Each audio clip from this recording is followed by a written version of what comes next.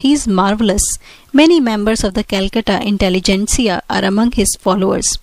I inwardly resolved not to add myself to their number. A guru too literally marvelous was not to my liking. With polite thanks to Gand Baba, I departed. Sauntering home, I reflected on the 3 varied encounters the day had brought forth. My sister Uma met me as I entered the door. "You are getting quite stylish using perfumes." Without a word, I motioned her to smell my hand. What an attractive rose fragrance! It is unusually strong. Thinking it was strongly unusual, I silently placed the astrally scented blossom under her nostrils. "Oh, I love jasmine." She seized the flower. A ludicrous bafflement passed over her face as she repeatedly sniffed the odor of jasmine from a type of flower she well knew to be scentless. Her reactions disarmed my suspicion that Gand Baba might have induced in me an auto-suggestive state whereby I alone could detect the fragrances. Later I heard from a friend, Alaknanda, that the perfume saint had a power which I wish were possessed by the starving millions of the world. I was present with 100 other guests at Gand Baba's home in Burdwan. Alaknanda told me it was a gala occasion because the yogi was reputed to have the power of extracting objects out of thin air. I laughingly requested him to materialize some out-of-season tangerines.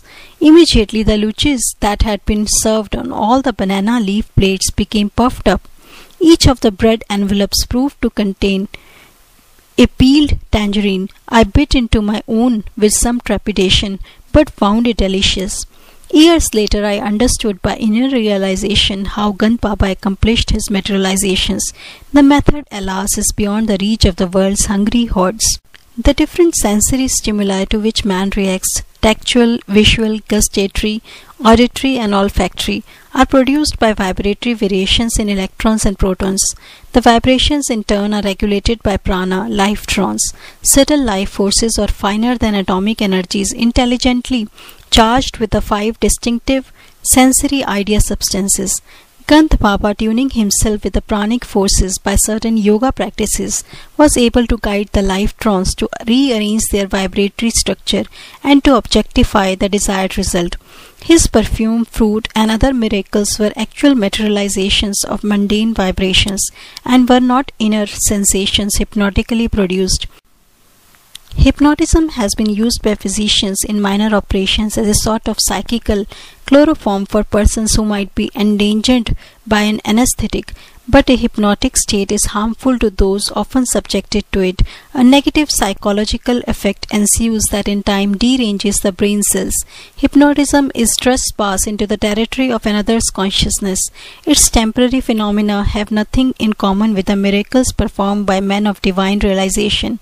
Awake in God, true saints effect changes in this dream world by means of a will harmoniously attuned to the creative cosmic dreamer.